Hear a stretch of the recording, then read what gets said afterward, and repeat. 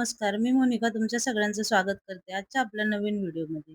तर आज मी तुमच्यासोबत शेअर करणार आहे बाहेरून क्रंची आणि आतून काठोकाठ भरलेल्या आलू पराठ्याची रेसिपी. अगदी सोपी पद्धत आणि त्यासोबतच पराठा फुटू नये व तो व्यवस्थित असा काठोकाठ मसाला भरला जावा यासाठीची सिक्रेट ट्रिक सुद्धा मी या व्हिडिओमध्ये तुम्हाला सांगणार आहे. तर व्हिडिओ शेवटपर्यंत पहा. तर चला सुरुवात करूया.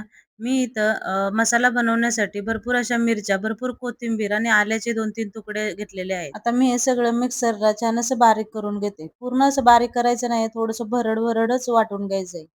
पूर्ण त्याची पेस्ट करायची नाही आणि पाणी अजिबात घालायचं नाही त्याच्यामध्ये. बिना पाण्याचंच वाटून घ्यायचंय. हे बघा माझं वाटून झालेलं आहे. हे बघा मी कसं वाटलेलं आहे. खूप जास्त पेस्ट नाही बनवलेली आहे. फक्त मिरची, लसूण, आलं एकजीव होईल ना इतपतच वाटलेलं आहे मी त्याला. आता हे मी साईडला ठेवून देते आणि आपण कणिक मळून घेते आता मी पराठ्यांसाठी. कणिक मळण्यासाठी मी मोठं असं एक भांडं घेतलेलं आहे. त्यामध्ये मी गव्हाचं पीठ जे आहे ना ते चाळून घेते. पीठ चाळून घेतल्यानंतर त्यात मी थोडासा अगदी मैदा टाकलेला आहे. अगदी थोडासा टाकायचा आहे. त्यानंतर चवीपुरतं मीठ टाकलेलं आहे त्याच्यात आणि पाणी टाकून हे पीठ मी मळून घेते. हे बघा असा घट्टसर असा मी उंडा करून घेतलेला आहे त्याचा. आता मी तो साईडला ठेवलाय झाकून आणि मी इथं प्लेट घेतली. प्लेटमध्ये मी बटाटे उकडून ठेवलेले आणि त्याची सालही काढून ठेवलेले आहेत बघा. 3 ते 4 बटाटे घेतलेले आहेत मी मोठ्या-मोठ्या साईजचे आणि आता ते मी छान मॅश करून घेते. हाताने चांगले बारीक करायचे आहेत कारण ते पराठ्यामध्ये आले ना मोठे-मोठे तुकडे जर राहिले तर ते पराठा आपला फुटू शकतो. त्यामुळे व्यवस्थित असे बारीक करून घ्यायचे. बटाटे व्यवस्थित बारीक करून झाले, की आता त्यामध्ये आपण जो मसाला तयार करून ठेवलेला ना मिरची, लसूण त्याचा, तो मसाला मी याच्यामध्ये टाकते आणि मसाला याच्यात छान मिक्स करून घेते. बटाटे शिजताना मी बटाट्यांमध्ये मीठ टाकलेलं, त्यामुळे आपल्याला इथं मीठ टाकण्याची गरज नाहीये आणि हा मी मसाला छान असा एकजीव करून घेते याच्यात. हे बघा मसाला एकजीव करून झालाय. मी गॅस पेटवते आणि गॅसवर कढई तापायला ठेवते. कढईमध्ये तेल ओतते. आपल्याला याच्यामध्ये बटाटा जो आहे ना मसाला बटाट्याचा, तो आपल्याला छान असा परतून घ्यायचा आहे.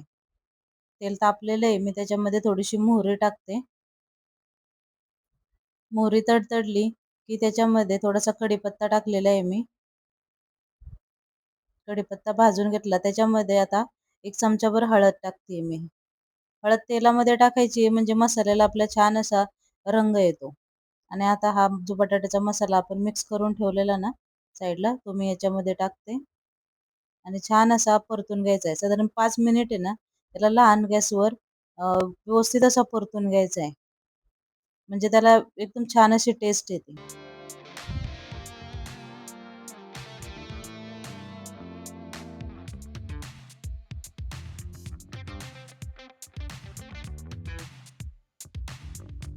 हे बघा अशा पद्धतीने हा मसाला व्यवस्थित असा परतून घ्यायचा आहे.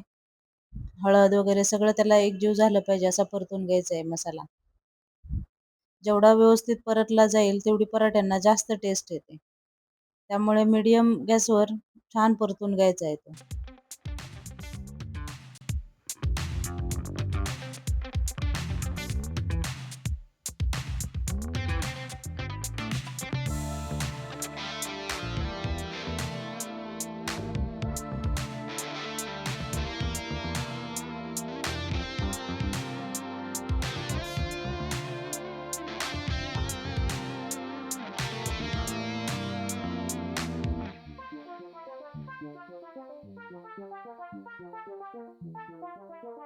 मसाला आपला परतून झालेला आहे बघा. मी आता साईडला काढून घेते त्याला आणि थंड करायला साईडला ठेवून देते. एका प्लेटमध्ये मी काढून घेतलाय आणि बघा असा थोडासा खुल्ला-खुल्ला करते म्हणजे तो पटकन थंड होऊन जाईल. कारण गरम-गरम आपल्याला पराठ्यामध्ये भरता येणार नाही व्यवस्थित आणि लाटता पण येणार नाहीये. त्यामुळे त्याला थंड करून घेतला पाहिजे आपल्याला 5-10 मिनिटं. त्यासाठी मी त्याला असा खुला करते म्हणजे पटकन थंड होईल. मसाला थंड करायला ठेवलाय. आता मी इथं गॅस पेटवते आणि त्याच्यावर तवा ठेवून देते. तवा आपला तापतोय तोपर्यंत आपण पराठा लाटून घेऊया. तर चला मी इथे तुम्हाला जी सिक्रेट ट्रिक आहे ना ती सांगते. मागे एका व्हिडिओमध्ये सुद्धा मी शेअर केलेली आहे. तुम्ही मागचा व्हिडिओ जाऊन बघा आणि आता सुद्धा मी पुन्हा सांगते. त्यासाठी मी एक मोठा असा उंडा घेतलाय आणि त्याचे 2 लहान-लहान असे उंडे आहे बघा. असा एक छोट्या साईजचा आणि एक मोठ्या साईजचा असे 2 उंडे तयार करून घेतलेत. त्यातला मोठा उंडा साईडला ठेवलाय मी आणि पहिल्यांदा छोट्या उंड्याची एक छोटीशी पोळी तयार करून घेतली. हे बघा अशी. आता मी तिला साईडला ठेवते आणि जो मोठा उंडा आपण केलेला त्याची सुद्धा एक पोळी लाटून घेते. पहिल्या पोळीपेक्षा ही थोडीशी 1-1 इंच अशी मोठी लाटायची आहे. हे बघा अशी पोळी लाटून घेतली. त्यानंतर मध्यभागी हा जो मसाला आपला बनवलेला आहे ना, तो मध्यभागी असा गोल राउंडमध्ये ठेवून घ्यायचा आहे. भरपूर क्वांटिटीमध्ये मसाला ठेवायचा आहे. कारण पराठा आहे म्हटल्यावर मसाला खूप सारा पाहिजे त्याला, तरच त्याला छान टेस्ट लागते. हे बघा मी असा मसाला ठेवून घेतलाय राउंड शेपने आणि जी लहान पोळी आपण बनवून साईडला ठेवलेली, ती त्याच्यावर ठेवून त्याच्या कडा अशा बंद करून घेतल्यात. कडा अजिबात त्याच्या जाड होणार नाहीयेत. त्या लाटल्या जातात आणि पूर्ण मसाला आहे ना, तो शेवटपर्यंत लागला जातो. त्यामुळे पीठ-पीठ वगैरे असं अजिबात लागणार नाही. तुम्ही ट्राय करून बघा एकदा. त्यानंतर इथं तवा तापलाय. मी त्याच्यात थोडंसं तेल चारी बाजूने लावून त्याच्यावर मी पराठा टाकलेला आहे बघा. खालच्या साईडने पराठा थोडासा भाजला गेलाय. मी त्याला उलटा करते आणि भरपूर असं तेल लावायचंय. तेलानेच क्रंच येतो त्याच्यामुळे तेल भरपूर लावायचंय. तेल लावायला कंजूसी नाही करायची. असं बघा मी दोन्ही बाजूंनी पराठा भाजून घेते. पहिल्यांदा फुल गॅसवर पराठा भाजायचा आहे. 2 वेळा पलटी मारल्यानंतर मीडियम गॅस करायचा आहे. मीडियम गॅसवर 2 ते 3 मिनिट आणखी भाजू द्यायचा आहे. म्हणजे पराठ्याला आहे ना छान असा क्रंच येतो. असा लुसलुशीत तो पडत नाही, मऊ होत नाही. क्रंच येतो त्याच्या सगळा जो पीठ आहे ना बाहेरचं कणिक त्याला क्रंच येतो. अशाच पद्धतीने मी आता दुसरा पराठा सुद्धा लाटून घेणार आहे. तोही तुम्हाला दाखवते. बघा मी अशा 2 चपात्या करून घेतलेल्या आहेत त्याच्या एक लहान साईजमध्ये, एक मोठ्या साईजमध्ये. त्याच पद्धतीने मी आता मोठ्या चपातीवर हे आपला मसाला ठेवलेला आहे. लहान चपाती त्याच्यावर ठेवून कडासुद्धा दाबून घेतलेल्या आहेत. त्यानंतर आता तो पराठा माझा बनवून झालाय. तव्याला तेल लावून मी हाही पराठा भाजून घेते आता. भरपूर असं तेल लावायचंय आणि स्टार्टिंगला फुल गॅसवर भाजायचं आहे. त्यानंतर मीडियम गॅसवर भाजायचं आहे. हे बघा. अशा पद्धतीने माझे पराठे 2 तुम्हाला मी बनवून दाखवलेले आहेत. खूप टेस्टी लागतात. अगदी म्हणजे खूपच टेस्टी लागतात. तुम्ही एकदा नक्की ट्राय करून बघा आणि किती सोपी पद्धत आहे.